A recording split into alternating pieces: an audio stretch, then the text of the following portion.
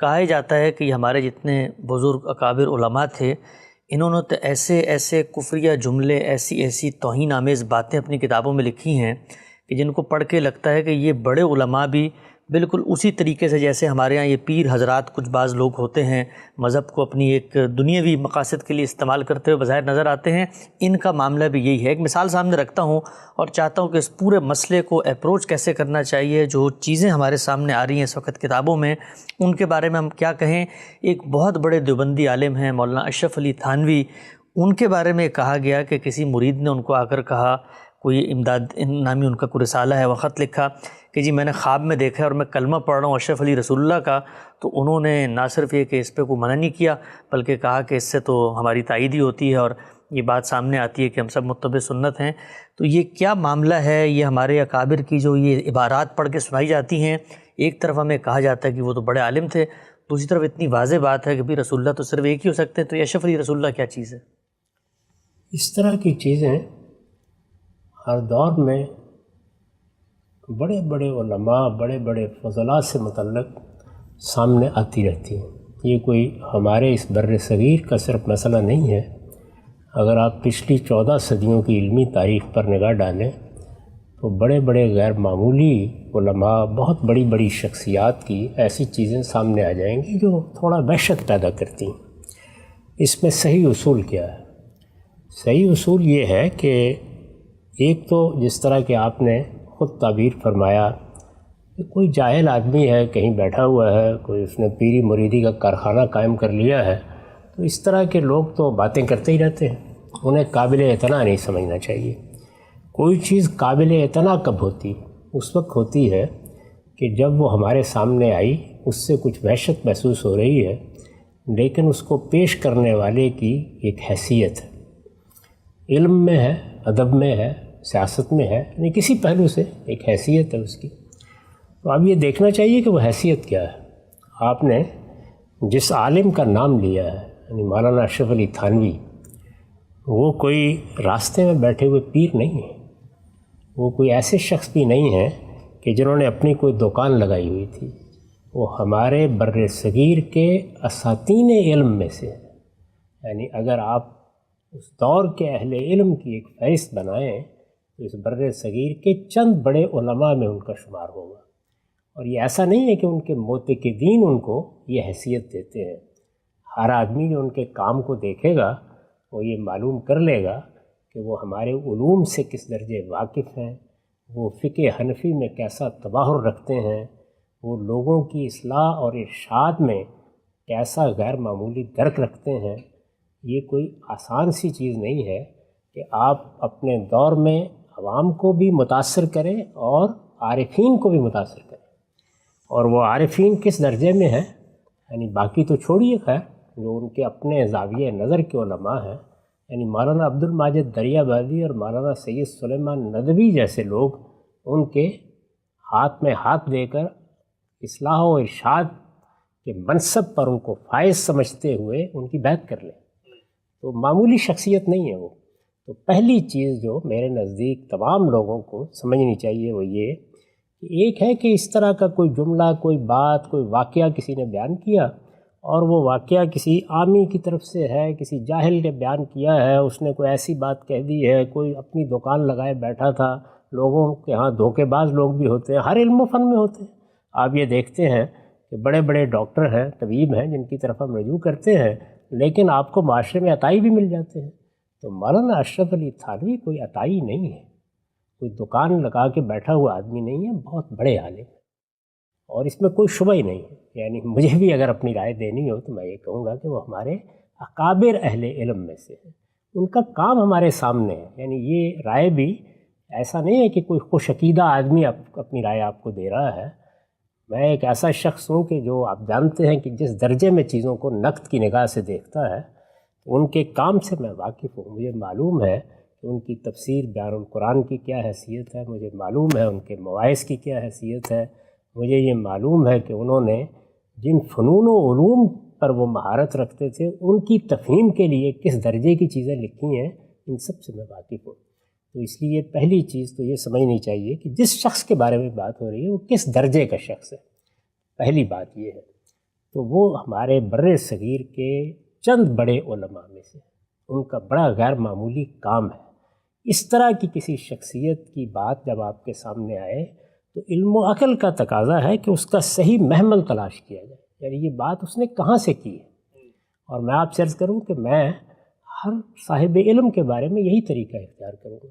اس طرح کی کوئی چیز امام غزالی جیسی شخصیت کی طرف سامنے آ گئی ہے، اس طرح کی کوئی چیز امام شاطبی جیسی شخصیت کی طرف سے سامنے آ گئی ہے، اس طرح کی کوئی چیز کسی اور بڑے آدمی کی طرف سے سامنے آ گئی ہے، تو یہ معلوم ہے کیونکہ میں اس کے باقی کام سے واقف ہوں، اس کی شخصیت کس درجے کی ہے اس سے واقف ہوں، اس کے علم میں کیا اثرات ہیں اس سے واقف ہوں، وہ علوم پر کیا نظر رکھتا ہے اس سے واقف ہوں، اس کا دین سے کیا تعلق ہے اس سے واقف ہوں۔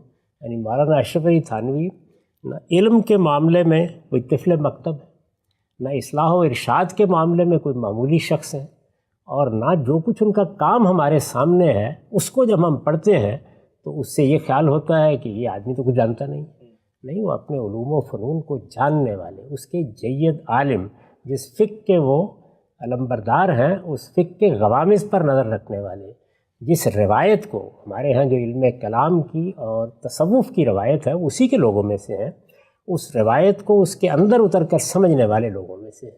تو اس درجے کے کسی شخص کے بارے میں اس طرح کی کوئی بات آپ نے لکھی ہوئی پڑھ لی یا آپ نے دیکھ لی تو سب سے پہلی چیز جس کو ملحوظ رکھنا چاہیے کہ چھوٹتے ہی اس کو یہ گستاخی ہو گئی، یہ بے دینی ہو گئی، یہ کفر ہو گیا، یہ شرک ہو گیا، یہ بالکل بچکانہ بات ہے، ایسے نہیں کہنا چاہیے۔ دیکھنا چاہیے کہ اتنے بڑے عالم نے اگر یہ بات کہی ہے تو اس کا صحیح محمل کیا ہے، یعنی یہ کس جگہ سے بات آئی ہے۔ اس کا یہ مطلب نہیں کہ ہم اتفاق کر لیں گے، بات غلط ہے تو غلط ہے، وہ بڑے سے بڑے آدمی سے یہ اگر صادر ہوئی ہے تو وہ غلط ہے، یعنی بات صحیح نہیں ہو جائے گی۔ اس کا یہ مطلب نہیں ہے کہ اگر ایک آدمی کی علمی حیثیت یہ ہے اور اس کا مرتبہ یہ ہے اور اس نے اتنا علمی کام کیا ہے تو اس کے نتیجے میں ہم یہ کہیں گے کہ اس کی غلط بات بھی صحیح ہے۔ بات غلط ہو سکتی ہے، اس لیے کہ ہمیں جو اصول ہمیشہ پیش نظر رکھنا چاہیے وہ یہ ہے کہ رسالت مآب صلی اللہ علیہ وسلم یا اللہ کے پیغمبروں کے سوا ہر شخص سے غلطی ہو سکتی ہے، تو اس وجہ سے یہ زیر بحث نہیں ہے کہ وہ غلط بات ہے یا صحیح بات ہے، لیکن اس کا اس لب و لہجے میں ذکر کرنا یہ میرے نزدیک علم کے آداب سے ناواقفیت کا نتیجہ ہوتا ہے، اور کرتے ہیں بہت سے لوگ اس طرح سے یہ بات کہنا شروع کر دیتے ہیں۔ تو لوگوں کو پہلے یعنی آپ نے غلطی پر متنبہ کرنا ہے نا، تو لوگوں کو آپ 3 مراحل سے گزاریے۔ سب سے پہلے یہ بتائیے کہ جس شخصیت کی بات پر میں نقد کرنے لگا ہوں اس کا مرتبہ کیا ہے، اس کا مقام کیا ہے، اس کی خدمات کیا ہیں، اور یہ مرتبہ و مقام کوئی صوفیانہ بات نہیں ہے، یہ اس کی کتابوں سے، اس کی تصنیفات سے، اس کی زندگی سے، اس کے علوم سے واضح ہے۔ یعنی جو آدمی ان علوم کی روایت سے واقف ہے وہ یہ تصور بھی نہیں کر سکتا کہ وہ ان کے بارے میں استخفاف کا کوئی جملہ بھی کہے۔ ایک بڑے عالم کے بارے میں گفتگو جس کی بڑی خدمات ہیں اور جس نے مسلمانوں کو دین بتایا ہے، جس نے ان کی اصلاح کی کوشش کی ہے، جو بھی اس کا نقطہ نظر تھا، یعنی مولانا اشرف علی تھانوی کے نقطہ نظر میں 10 باتوں پر مجھے اختلاف ہو سکتا ہے، لیکن پہلے مجھے یہ بتانا چاہیے اپنے مخاطبین کو کہ یہ اس عظمت کا آدمی ہے جس کے بارے میں بات کرنے لگا ہوں، تاکہ وہ اپنی روایت کی عظمتوں سے واقف بھی رہیں اور انہیں معلوم بھی ہو کہ یہ اس طرح کی چیز نہیں ہے کہ ہر آنے والا جب چاہے آ کے استہزاء اور استخفاف کا نشانہ بنا لے۔ پھر مجھے یہ بتانا چاہیے لوگوں کو، یہ دوسرا مرحلہ ہے، یعنی پہلا مرحلہ جب مکمل ہو جائے تو پھر مجھے بتانا چاہیے کہ دیکھیے جس شخص کے بارے میں میں بات کر رہا ہوں، جس شخصیت کے بارے میں، اس کا اپنا تصور کیا ہے چیزوں کو دیکھنے کا، یعنی اس کا اپنا فریم ورک کیا ہے، وہ کہاں سے چیزوں کو دیکھتا ہے۔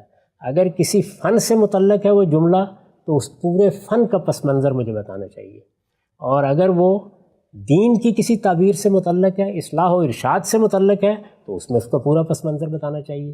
یہ کیا اصول ہے؟ یہ ہے کہ میں کسی ایلوپیتھی کے بڑے ماہر پر گفتگو کر رہا ہوں تو کیا میں ہومیوپیتھی کے اصولوں کا اطلاق اس پر کر دوں؟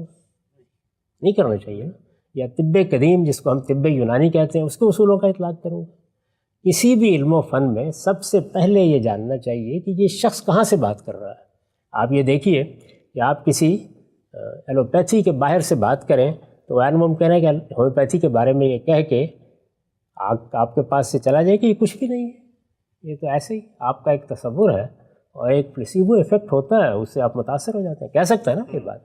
اچھا، لیکن یہ صحیح اصول نہیں ہے تنقید کرنے کا. آپ کو پہلے یہ بتانا چاہیے کہ یہ جو فن ہے یا یہ جو علم ہے، اس علم میں کیا چیز ہے جو اس کا فریم بناتی ہے. یہ دیکھیے کہ ہمارے یہ جلیل القدر عالم، میں پھر عرض کر دوں کہ مولانا اشرف علی تھانوی کا نام لیتے وقت ہمارا سر جھکنا چاہیے ادب کے ساتھ.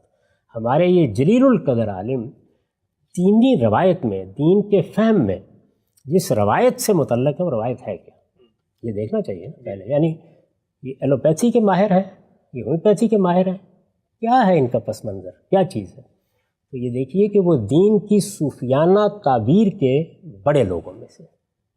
یہ آپ جانتے ہیں کہ دین کی صوفیانہ تعبیر کو میں ہدف تنقید بناتا ہوں، لیکن اس کو ایک طرف رکھیے، پہلے تو سمجھنے کا کام ہے کہ وہ دین کی صوفیانہ تعبیر کے بہت بڑے لوگوں میں سے ہیں ہمارے یہاں. دین کی یہ صوفیانہ تعبیر یہ لوگوں کی اصلاح سے متعلق کیا فریم دیتی ہے؟ یعنی ہمیں لوگوں کی اصلاح کرنی ہے نا، عام طور پر یہی مانا جاتا ہے. لوگ ہیں، ایک عالم لوگوں کی اصلاح کرتا ہے، یہ فریم کیا دیتی ہے؟ میں اس وقت اپنا نقطہ نظر نہیں بیان کر رہا، میں آپ کو ان کا زاویہ نظر یا وہ جس طریقے سے چیزوں کو دیکھیں گے یا اس روایت کے بڑے علماء جیسے دیکھتے ہیں، امام غزالی سے لے کے شاہ ولی اللہ تک اور ان سے لے کر مولانا اشرف علی تھانوی تک، کس زاویے سے دیکھیں گے؟ یہاں سے دیکھتے ہیں چیزوں کو کہ انسان اپنی ذات اور اپنی نفسیات میں ایک ایسی مخلوق ہے کہ یہ مجردات سے متعلق نہیں ہو پاتا. یعنی چیزیں اگر اس کے سامنے محسوس صورت میں نہیں آتی تو یہ اس کی طبیعت میں احتزاز نہیں پیدا کرتی.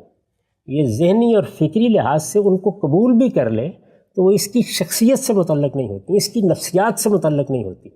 اور اگر فرض کر لیجئے کہ وہ اس سے متعلق نہیں ہوئیں تو یہ تو ہو سکتا ہے کہ وہ ایک اپنے ایمان اور عقائد کی فہرست آپ کو پکڑا دے، لیکن جو کیفیت پیدا ہونی چاہیے ایمان کے نتیجے میں وہ پھر پیدا نہیں ہوتی. یہ پہلا مقدمہ ہے کہ ایک محسوس تعلق ہے جو اس کا باعث بنتا ہے.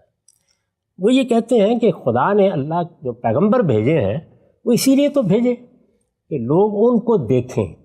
خدا نہیں نظر آتا، یعنی خدا کے لیے تو آپ کو ذہنی تجریز کرنا پڑتی ہے.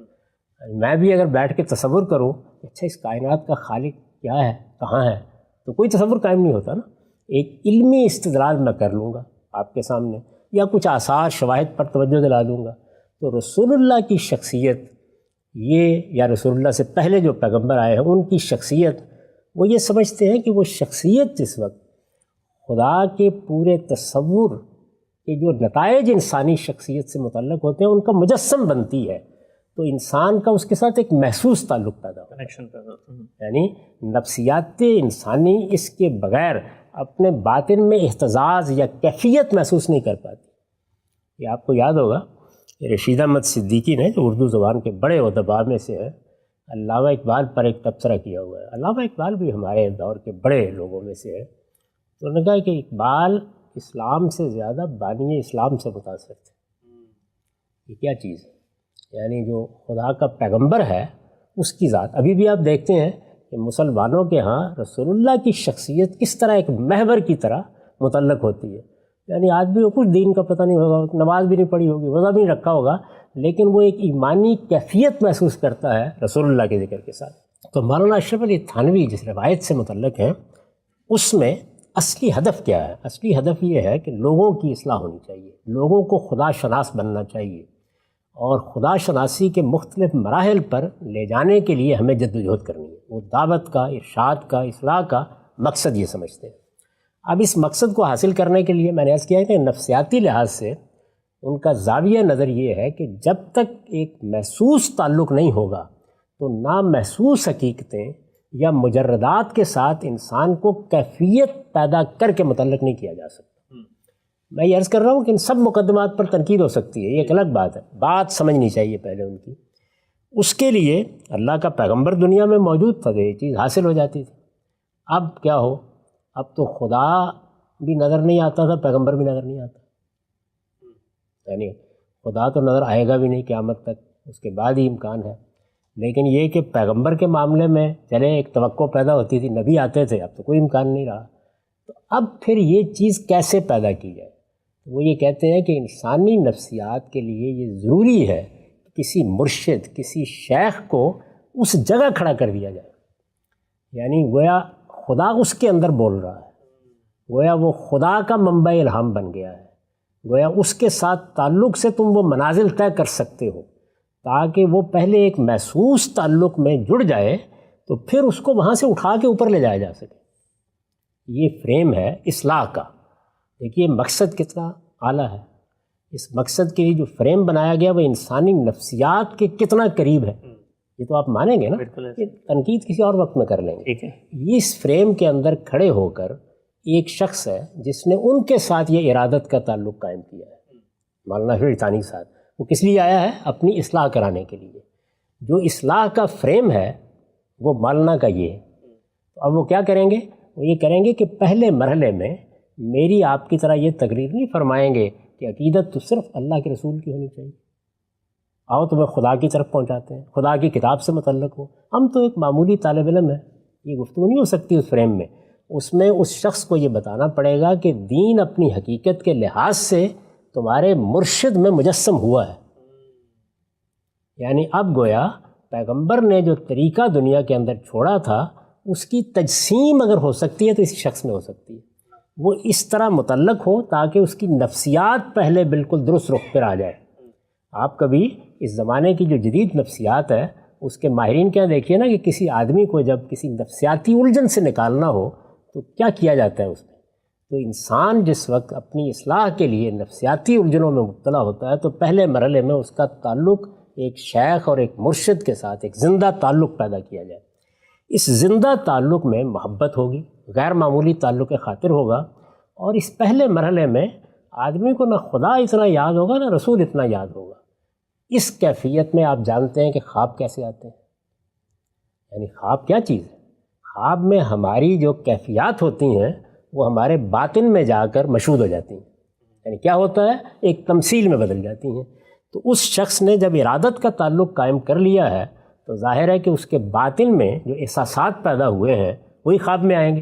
ان احساسات میں مولانا اشرف علی تھانوی اب رسول اللہ کی جگہ پر آ گئے، یعنی تمثیل میں۔ دیکھیے یہ کوئی فتوے کی بات نہیں ہے، تمثیل میں، خواب میں تو تمثیل ہوگی نا، وہ اللہ کی جگہ پر بھی آ سکتے ہیں، سورس آف انسپریشن بن کے، سورس آف انسپریشن بن کے اس کے اندر وہ ایک تمثیل میں ڈھل گئے، اور وہ تمثیل ہے جس کو ہم خواب میں دیکھتے ہیں، ہم بھی ایسے ہی دیکھتے ہیں خواب، اس نے ایک خواب دیکھا ہے۔ اب جس آدمی نے اس فریم میں لا کر اس کی اصلاح کرنی ہے وہ اس موقع پر کیا کہے گا؟ کہے گا کہ میں تو کچھ بھی نہیں ہوں، یہی کہے گا نا اس کو کہ یہ اس بات کی دلیل ہے، یعنی پہلا مرحلہ تمثیل ہے اس کی کہ پہلا مرحلہ طے ہو رہا ہے، یعنی تمہارے اندر وہ محبت، وہ تعلق پیدا ہو گیا ہے، تم میری ذات میں سنت کا ظہور دیکھنے لگ گئے ہو۔ یہ چیز گویا اس کے لیے ایک مسرت کی چیز ہے کہ یہ ہو گیا ہے، اور وہ سمجھتا ہے کہ یہ حقیقت میں یعنی اپنی الجھنوں کے ساتھ میرے پاس آیا ہے، اس کی مجھے اصلاح کرنی ہے، پہلا مرحلہ طے ہو گیا، یہ جو غلطی کر رہا ہے یہ بعد میں ٹھیک کر لے۔ ایک معالج یہی کرتا ہے۔ اب ان کے فریم میں رکھ کے دیکھیے تو یہ بات اس طرح ہے، جب کوئی آدمی نہ اس بات سے واقف ہے، نہ یہ جانتا ہے کہ یہ صوفیانہ تعبیر کس طرح کام کرتی ہے، نہ اسے معلوم ہے کہ اس میں تصور شیخ کا مقام کیا ہے، نہ وہ دین کے ساتھ اس تعبیر میں اس کے تعلق کو سمجھتا ہے، تو وہ اس چیز کو استخفاف کا نشانہ بنا لے گا، اس کو گستاخی قرار دے دے گا، یہ خیال کرے گا کہ مولانا تو رسول اللہ بن گئے ہیں، ان میں سے کچھ بھی نہیں ہوا، کچھ بھی نہیں ہوا۔ یعنی خواب میں تو آدمی اپنے آپ کو اللہ میاں دیکھ سکتا ہے، تو اس میں تعبیر کی طرف توجہ دلائی جاتی ہے، تو انہوں نے تعبیر کی طرف توجہ دلائی ہے، یہ بتایا ہے کہ اس کو تم یہ خیال نہ کرو کہ میں رسول اللہ ہو گیا ہوں، نہیں، اس سے تمہیں اس بات کی طرف توجہ دلائی گئی ہے تمہارے باطن سے کہ جس شیخ کے ساتھ تم متعلق ہو وہ متبع سنت ہے، یعنی خدا کے پیغمبر کی تعلیمات پر عمل پیرا ہے۔ یہ بات ہے، بڑی حکیمانہ بات ہے، اس کا اپنا ایک مقام ہے۔ میں اس سارے تصور سے اختلاف رکھتا ہوں، لیکن یہ اختلاف کو بیان کرنے کا موقع نہیں، سمجھانا یہ مقصود ہے کہ جب آپ کسی چیز پہ تنقید کریں تو پہلے اس کو ان کی بالکل صحیح جگہ پر رکھ کر بتائیں وہ چیز کہاں کی ہے۔